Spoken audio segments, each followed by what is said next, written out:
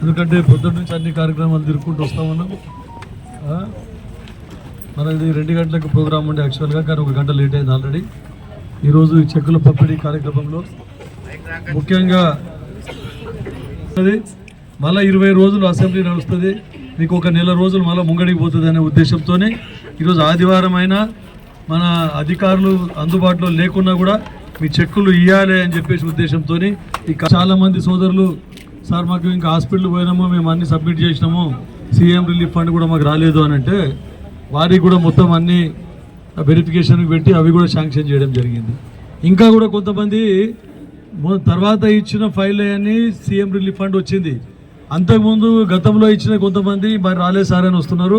మీరు మీ ఆధార్ కార్డు తీసుకొని వచ్చి ఇక్కడ వెంకట్ అని పిఏ ఉంటాడు నా దగ్గర, అని అన్ని పేర్లు రాసుకుంటాడు, రాసుకొని నాకు ఇస్తే ఎవరి అయితే రాలేదో ముందు ఇచ్చి ఇంకా చాలా రోజులు అయిందో వాళ్ళ ఇస్తే కూడా నేను మీకు అందరికీ సీఎం రిలీఫ్ ఫండ్ మంజూరు చేపిస్తా అని చెప్పి చెప్తా ఉన్నాను.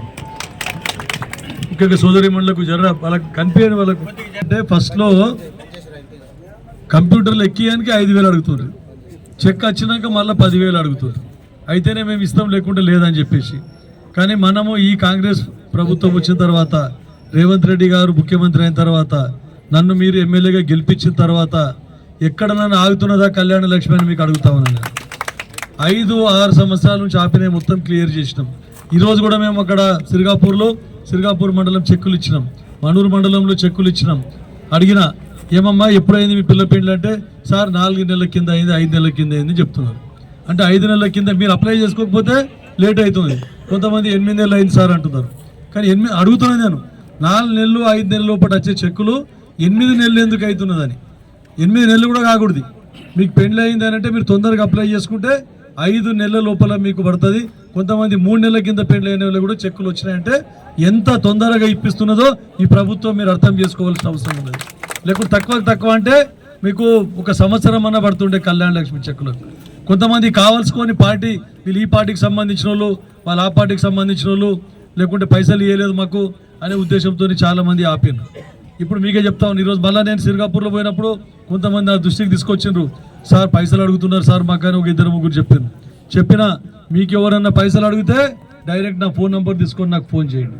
ప్రభుత్వం 1 రూపాయి లేకుండా మన ఆడపడుసులు ఏ పార్టీకి సంబంధించిన సరే, టీఆర్ఎస్ అంటే మా ఆడపడుసులు కాదు, టీఆర్ఎస్ అయినా సరే, టీడీపీ అయినా సరే, మా కాంగ్రెస్ ప్రభుత్వానికి సంబంధించిన అయినా సరే, ఆడపడుసే గరీబుల పిల్లలకు పెళ్లిళ్లకు ఏదైతే ప్రభుత్వము 1,00,000 రూపాయలు అందజేస్తుందో చెక్కు ప్రతి ఒక్క గరీబులకు కూడా పోవాలి అనే ఉద్దేశంతో ప్రతి ఒక్కరికి ఇస్తా ఉన్నాము.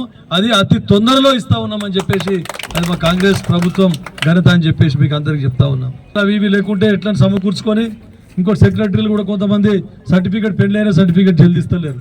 అట్లా ఇవ్వకపోతే కూడా మా దృష్టికి తీసుకురండి. మీ ఊర్లో ఎవరన్నా మా కాంగ్రెస్ పార్టీకి సంబంధించిన నాయకులు ఉంటే వారి దృష్టికి తీసుకొని రండి. సెక్రటరీ దగ్గర మ్యారేజ్ సర్టిఫికేట్ తీసుకోండి, మ్యారేజ్ సర్టిఫికేట్ తొందరగా అప్లై చేయండి.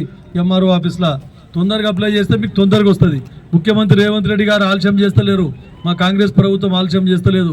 ఇచ్చిన నెల లోపలనే వాళ్ళు మంజూరు చేస్తూ ఉన్నారు మీకు కళ్యాణ లక్ష్మి అని చెప్పేసి చెప్తా ఉన్నాం. అందుకనే ఇప్పటికే ఆలస్యం అయిపోయింది. ఇక ఇంకొక విషయం మీకు నేను చెప్పాలనో చెప్పకూడదు కానీ